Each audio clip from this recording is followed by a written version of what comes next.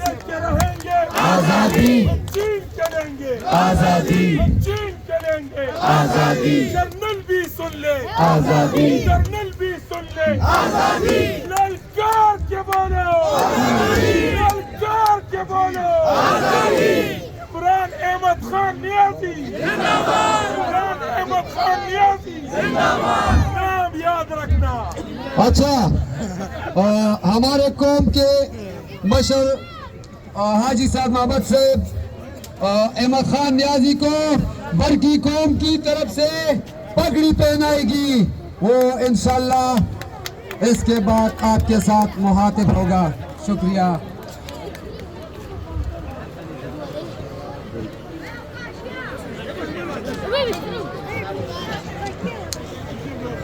اے بچیا تاسو کو ډیر بد ولا نثارا خمسه بس اسه دی وته پکور ته یړو بسم الله الرحمن الرحیم ایاک نعبد و ایاک نستعین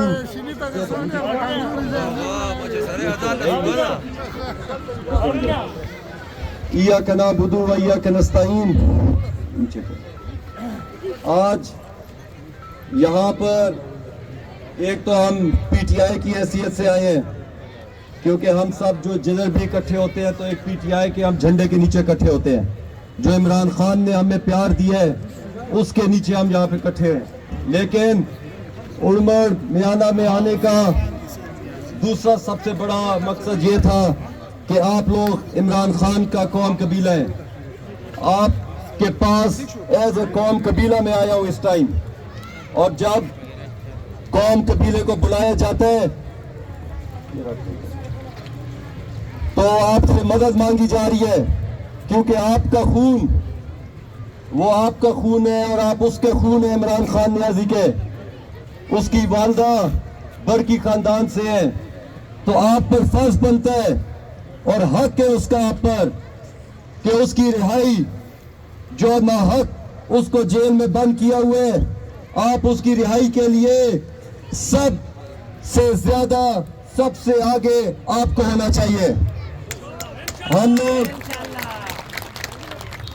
اس کے والد کی طرف سے نیازی قبیلے سے ہیں، لیکن آج میں آپ کو بتا رہا ہوں کہ مجھے جب میں یہاں لاہور میں پشاور آیا، سب سے پہلے میں شہاب بھائی، فضل الہی اور عامر بھائی کے پاس گیا، تو کیا کہتے ہیں جب میں یہاں پہ آیا تو غازی عبدالسلام، عارف بھائی اور آپ کی بہنیں علیمہ خان، نورین خان اور عظمیٰ خان نے مجھے خاص طور پر کہا کہ آپ نے برکی قبیلے کے پاس لازمی جانا ہے، وہ آپ کو بلا رہی ہیں۔ آپ لوگوں کی بہنیں، آپ کی بیٹیاں روز ہر منگل یہ جو ناجائز حکومت ہے اڈیالہ کے باہر ان کے ساتھ زیادتی کرتے ہیں، آپ کے بھائی، آپ کی بہنیں وہاں پر ہر رات کو جاتی ہیں، ہر روز ہر منگل کو جاتی ہیں، اور پھر آپ خود دیکھتے ہیں ان کے ساتھ کیا ہوتا ہے۔ آپ خان کی قوم قبیلہ ہے، آپ پر باقی سب سے زیادہ آپ پر فرض ہے اس کے لیے نکلنے کا۔ تو یہاں پر میں ایز اے قوم قبیلہ بھی آپ کے پاس آیا ہوں کہ آپ لوگوں نے جو 8 فروری کو، بشک 8 فروری کیا، جتنی بھی تاریخیں اگلی آئیں گی آپ نے سب سے آگے ہونا ہے وہاں پر۔ آپ کو آپ کے بھائی غازی عبدالسلام کھڑے ہیں، وہ بھی خان صاحب کے کزن ہیں، عارف برکی بھی بیٹھے ہیں، ہمارے پرانے تعلق ہیں ان سے، یہ سب آپ کا وہاں پر انتظار کریں گے۔ آپ نے نہ سردی دیکھنی ہے، نہ گرمی دیکھنی ہے، نہ گاڑی دیکھنی ہے، جس طرح بھی آپ نے پہنچنا ہے آپ نے پہنچنا ہے اپنے بھائی عمران احمد خان کے لیے۔ مجھے جب یہ کہتے ہیں عمران احمد خان نیازی تو مجھے بڑا مزہ آتا ہے، کیونکہ میرا نام بھی اس کے اندر آتا ہے تو بڑا مزہ آتا ہے اس میں۔ تو جتنے بھی محفلیں ہماری ہوتی ہیں اس میں ہم عمران خان کا ذکر اور عمران خان کے لیے ہی ہوتی ہیں۔ انشاءاللہ اللہ سبحانہ وتعالی اس کو آزاد کرے گا عنقریب، اور ہمیں تقریروں کی ضرورت نہیں پڑے گی، پھر ہم صرف اس کو سنیں گے۔ لیکن ابھی میں آپ کو 1 منٹ کی عمران خان کی تقریر سناؤں گا تاکہ اس مجلس میں اس جلسے میں ہم عمران خان کی تقریر سنیں اور پھر اس پہ ہم تھوڑی سی بات بھی کریں گے کہ عمران خان جو آپ کا لیڈر ہے آپ کا خون ہے وہ آپ سے کیا مطالبہ کر رہے ہیں. بتاؤ. نہیں نکلیں گے اگر یہ ڈاکوؤں کے خلاف آج ملک کے اوپر بیٹھے ہوئے حضرت علی رضی اللہ تعالیٰ نے ایسے ممالک کے جو طاقتور ڈاکوؤں کو نہیں پکڑ سکتے ان کے متعلق کہا کہ کفر کا نظام چل جائے گا لیکن ظلم اور ناانصافی کا نظام نہیں چل سکتا. اگر ہم سب ایک قوم بن کے نہیں نکلے اور اگر ہم نے ان کے خلاف جہاد نہ کی میرے پاکستانیوں آپ کے اولاد کے بچوں کا کوئی مستقبل نہیں ہے. آپ نے اس کو تحریک پاکستان کی طرف ایک اپنی آزادی کی جنگ سمجھ لیا. میرے لیے یہ جہاد ہے اور یہ آپ کے لیے بھی جہاد ہے. اپنے جہاد کے اندر اپنے خوف کی زنجیریں توڑ دیں.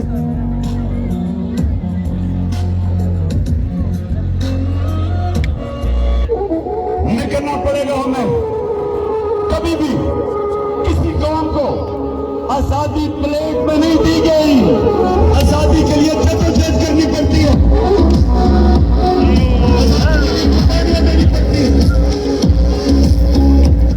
اچھا سنیں آپ نے غور سے. آپ کا لیڈر عمران خان آپ کا خون آپ سے مطالبے کر رہے ہیں اس میں اور آپ کو کوئی چیز بتا رہے وہ. یہ میں نہیں بتا رہا. میں نے یہ تقریر سے اس لیے سنائی ہے کہ کئی لوگ یہ نہ کہے کہ یہ میں آپ سے کہہ رہا ہوں. یہ آپ کا لیڈر آپ سے ہر تقریر میں کہہ رہے ہیں. کیا کہہ رہے ہیں تقریر میں؟ عمران خان کہہ رہے ہیں کہ آپ کو یہ جو آزادی کی جو ہم تحریک چلا رہے ہیں یہ آپ کو جہاد کی طرح اس کو لڑنا ہوگا. کیونکہ وہ کہہ رہے کہ میں نے اس کو جہاد مانا ہے آپ بھی اس کو جہاد مانیں. جب تک آپ اس کو جہاد نہیں مانیں گے آپ کو اس میں کامیابی نہیں ہوگی. یہ آزادی کی جنگ ہے. جب تک آپ لوگ اس کو جہاد کی طرح نہیں لڑیں گے خان آپ کا رہا نہیں ہوگا. اگر آپ دیکھیں گے کہ آج دھوپ ہے آج بارش ہو گئی آج گرمی ہے آج سردی ہے آج مجھے گاڑی نہیں مل رہی تو میں نہیں جاتا تو پھر یہ جہاد نہیں ہے یہ مفاد ہے. صرف جو جہاد ہے وہ ان سب چیزوں سے بالاتر ہے. اس میں کچھ بھی نہیں دیکھا جاتا بس ہدف پر پہنچنا ہوتا ہے. اس کو آپ جہاد جب تک نہیں مانیں گے آپ کو اس میں فتح نہیں ہوگی. جہاد کے لیے اللہ سبحانہ و تعالیٰ نے قرآن میں سورۃ التوبہ میں آیت دی ہے. 8 چیزوں کا ذکر کیا اللہ تعالیٰ نے. 8 چیزوں کا غور سے سنیں. یہ سورۃ المائدہ کی سورۃ التوبہ کی آیت ہے. 8 چیزیں جو آپ کو جہاد سے روکتی ہیں. یہ 8 خوف کے بت ہیں جو عمران خان کہہ رہے ہیں آپ کو توڑ دیں ان بتوں کو. یہ 8 خوف کے بت آپ جب تک نہیں توڑیں گے آپ اس جہاد میں کامیاب نہیں ہوں گے. اگر آپ سوچ رہے ہیں کہ گھر میں آ کے آپ کو کوئی آزادی دے دے گا تو آپ کی بھول ہے. یہ آزادی گھروں میں نہیں ملتی. شہادتیں گھروں میں نہیں آتی.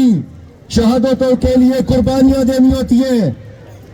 جب تک آپ قربانی نہیں دیں گے گھروں کو ہجرت نہیں کریں گے اپنے مشغال جو اپنے کاروباروں کو سے ہجرت نہیں کریں گے تو آپ کو جہاد میں کبھی شہادت نہیں ملے گی. وہ صرف پھر مفاد ہے کہ جا کے عمران خان تو لڑے عمران خان تو جیلیں کاٹے لیکن ہم گھروں میں ماں باپ بچوں کے ساتھ کاروبار کریں اے سیوں میں سوئیں اور میٹرسوں پہ سوئیں اور وہ جب نکلے گا تو ہمیں گھروں میں آزادی لا دے گا. نہیں ملتی ہے ایسے آزادی. کسی قوم کو ایسے آزادی نہیں ملی. مسلمانوں نے خلافت راشدہ کے دور میں 22 لاکھ میل مربع فتح کیا. کوئی گھر بیٹھ کے نہیں فتح کیا. مجاہدین اس وقت کے کہتے تھے ہمیں تو گھر بھی بھول گئے ہمارے کہ کدھر ہے ہمارے گھر. اگر آپ سوچتے ہیں کہ آپ کے گھروں میں آپ جائیں گے تو کاروبار بند ہو جائیں گے آپ کے بچوں کو کون پالے گا تو پھر یہ جہاد نہیں ہے پھر یہ مفاد ہے. سورۃ التوبہ میں 8 چیزوں کا ذکر ہے. اللہ سبحانہ و تعالیٰ فرماتے ہیں اگر تمہارے باپ تمہارے بیٹے تمہارے بھائی، تمہاری بیویاں، تمہارے خاندان کنبے، تمہارے کاروبار، تمہارے وہ مال جن کے ختم ہونے سے تمہیں ڈر لگتا ہے، تمہارے وہ محل جو تم نے بنائے میری راہ میں، اللہ سبحانہ و تعالیٰ کی راہ میں اور محمد صلی اللہ علیہ وسلم کی راہ میں اور اس کی راہ میں جہاد کرنے سے روکتے ہیں، تو پھر بیٹھے رہو گھر اور میرے عذاب کا انتظار کرو. تم پھر فاسقوں میں سے ہو. جہاد گھر بیٹھ کے نہیں لڑے جاتے، جہاد کے لیے قربانیاں دینی ہوں گی. قربانی دیں گے تو جیت ہوگی، فتح ہوگی اس غلامی سے. کیا آپ اس غلامی پہ قبول کر بیٹھے؟ کیا یہ پولیس، کیا یہ SHO، کیا یہ وابڈا کا HCN، کیا آپ ساری عمر ان کے آگے ہاتھ پھیلائیں گے؟ کیا آپ نے اپنے بچوں کو بھی اسی لیے رکھنے کہ جا کے کسی MNA MPA کا دروازہ کھٹکاؤ کیونکہ SHO آپ کی بات نہیں مانتا؟ کیونکہ جو بدماش ہے علاقے کا، جو پیسے والا ہے، وہ آپ پہ دفعات بھی لگواتا ہے، آپ پہ FIR بھی کٹواتا ہے. لیکن آپ لوگ ہاتھ پھیلانا پسند کرتے ہیں لیکن فخر سے جینا پسند نہیں کرتے. ہم لوگوں نے کیا یہ غلامی مان لیے، قبول کر لیے؟ کیا پیارے عمران خان نے کہا ہے خوف کے بت توڑ دو. جب مجھے آپ بتائیں کیا قرآن آپ پڑھتے ہیں؟ قرآن کی تلاوت ترجمے سے پڑھتے ہیں آپ؟ کیا قرآن میں اللہ نے نہیں کہا رزق میرے ہاتھ میں ہے تمہارا رزق؟ کیا اللہ نے نہیں فرمایا قرآن میں؟ تو پھر کس کا ڈر ہے کہ 2 دن دکان نہیں بند کر سکتے کہ کہیں ہمیں رزق نہیں ملے گا؟ کیا اللہ سبحانہ تعالیٰ نے قرآن میں نہیں کہا کہ عزت ذلت میرے ہاتھ میں ہے؟ تو پھر کس سے ڈرتے ہیں آپ کہ میں ادھر جاؤں گا تو مجھے ذلت ملے گی، جب عزت ذلت اللہ کے ہاتھ میں ہے؟ کیا قرآن میں اللہ نے نہیں فرمایا کہ اپنی اولاد کا مفلسی کے ڈر سے مت قتل کرو کیونکہ ان کو بھی میں پالتا ہوں اور تمہیں بھی میں پالتا ہوں؟ تو پھر کس کا ڈر ہے کہ 2 دن دکان بند کی تو رزق بند ہو جائے گا؟ کس کا ڈر ہے؟ یہ خوف کے بت ہیں ہمارے. اسی لیے ہمارا لیڈر عمران خان جیسا لیڈر 3 سال سے جیل میں بند ہے کیونکہ ہمارے خوف نہیں ختم ہو رہے. اس کا خوف، اس کا خوف، انٹیلیجنس ایجنسی، SHO، جنرل، ناجائز حکومت، ان کے خوف ہے ہمارے دل میں کیونکہ ہم اللہ کو خدا نہیں مانتے، ہم ان کو خدا مانتے ہیں. کیا خدا تبدیل ہو گیا ہمارا؟ تو پھر کس کا ڈر ہے؟ کیا جو آج سے 100 سال پہلے زندہ تھے آج قبروں میں مٹی نہیں بن گئے؟ تو کیا تم مٹی نہیں بنو گے، میں مٹی نہیں بنوں گا؟ کیا آج سے 100 سال بعد میں یہاں کھڑا ہوں گا؟ پتہ نہیں کون ہوگا یہاں پہ. آپ لوگوں کا ہمارے نام و نشان بھی نہیں ہوں گے، یہاں کوئی ہمیں یاد بھی نہیں کرے گا. تو کس کا ڈر ہے؟ کیوں گھروں میں بیٹھے ہو؟ کس لیے گھروں میں بیٹھے ہم؟ کس کا خوف ہے؟ سب نے مٹی ہو جانے. پیغمبر اس دنیا سے چلے گئے، ان سے بڑی کوئی ہستیاں تھیں؟ تو کیا اگر آج ہم جہاد پہ نہیں جائیں گے تو کیا ہمیں 1000 سال عمر مل جائے گی؟ ہم نے مرنا ہے. 50 سال میری عمر ہو رہی ہے، زیادہ سے زیادہ اللہ نے زندگی تو 20-25 سال اور مل جائیں گے، اس سے زیادہ نہیں ملتے. لیکن غلامی کی زندگی نامنظور ہے. ہمیں نہیں ہے غلامی کی زندگی چاہیے. خان صاحب کہہ رہے ہیں اس تقریر میں کہ ایک ہو جاؤ، اس جہاد میں ایک ہو جاؤ. مت دیکھو کہ آپ کا MNA ہے یا آپ کا MPA ہے یا احمد خان جا رہا ہے. مت دیکھو، یہ جو بھی عمران خان کی رہائی کے لیے علم بلند کر رہے ہیں اس کے پیچھے جائیں، اس کی مدد کریں. جو بندہ اپنے اختلافات کی وجہ سے نہیں نکلتا تو وہ مفاد کے لیے نہیں نکلتا، وہ جہاد نہیں کر رہا. خان صاحب کہہ رہے ہیں کہ اس تحریک کو تحریک پاکستان کی طرح لڑو. تحریک پاکستان کی طرح لڑنا پڑے گا ہمیں. خوف کے بت توڑنے ہوں گے، اتفاق ختم کرنے ہوں گے. जहाद की तरह लड़ना होगा इसको। ये बात याद रखें आप, सुन ले मेरी ये बात। आज हमें वो 313 चाहिए जिनके ईमान है, ईमान, जिनको अल्लाह पे सिर्फ ईमान है। वो 313 चाहिए सिर्फ, जो अल्लाह पे ईमान लेके जाते हैं और जो आखिरत के लिए लड़ते हैं, इस दुनिया के लिए नहीं लड़ते। रसूल पाक सल्लल्लाहु अलैहि वसल्लम ने फरमाया मेरी उम्मत वहान की बीमार में पड़ जाएगी। सहाबा ने पूछा वो क्या बीमारी है? उन्होंने फरमाया कि दुनिया से मोहब्बत और आखिरत से नफरत, आखिरत का डर। हमारी उम्मत को, रसूल पाक सल्लल्लाहु अलैहि वसल्लम की उम्मत को यही बीमारी हो गई है इस वक्त, क्योंकि हम यहूदियों की सफों में बैठ गए हैं जाके। देखें, कुरान शरीफ को पढ़े, हदीस को पढ़े। कुरान में और हदीस में आपको क़यामत तक के हालातों का बताया गया है।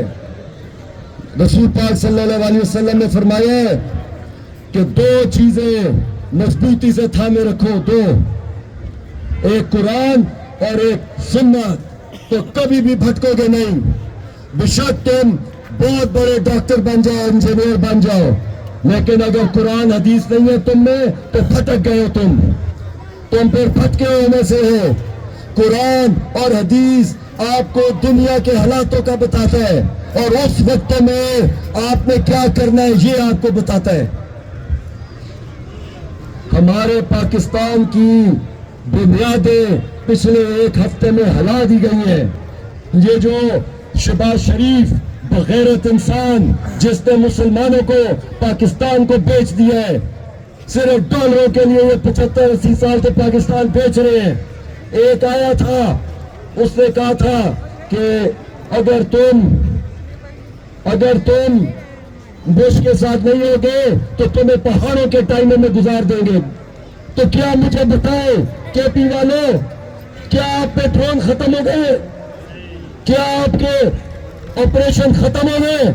उस वक्त उसने कहा था कि अगर हमने अमेरिका का साथ ना दिया दहशतगर्दी की जंग में तो हम लोग खत्म हो जाएंगे। साथ तो उनका दिया, साथ खत्म भी हो गए हम। केपी में इस वक्त जितना मनमान का मसला है कहीं पे भी नहीं है। 13 से लोग नीचे आ रहे हैं, रोज ड्रोन हो रहे हैं। कल एक खुदकुश हुए हैं, डेरा में हुआ कि लकी में हुआ है, दिया खान में। तो कब तक? अब ये नई जंग हमारे ऊपर डाल दी है। इजराइल के यहूदियों की सफों में बैठ गए। इन्होंने हमारे पाकिस्तान की बुनियादें हिला कर रख दी है। कायद-ए-आज़म ने कहा था कि हम इस नाजायज जो यूरोप की औलाद है इजराइल, यहूदी, हम इसको नहीं तस्लीम करेंगे जब तक फलस्तीनियों को उनकी रियासत नहीं मिलेगी। हम इसको नहीं मानेंगे। आज हमारी बुनियादें हिल गई हैं, पाकिस्तान की बुनियादें हिला दी इन्होंने सिर्फ पाकिस्तान की बुनियादें नहीं हिलाई, इन्होंने कुरान की बुनियादें हिला दी हैं। मुझे कुरान में एक आयत बता दें जिधर आपको हुक्म है कि यहूदियों के साथ खड़े हो, तो मैं ये काम ही छोड़ दूंगा। इन्होंने कुरान की, हमारे दीन की बुनियादें हिला दी हैं। ये यहूदियों की सफे में बैठ गए हैं। मैं अभी आपको 3 आयतें बताऊंगा, कुरान से बताऊंगा। नाउज़ुबिल्लाह, इस्तग़फ़ार। अगर मुझे नफरत करनी है इस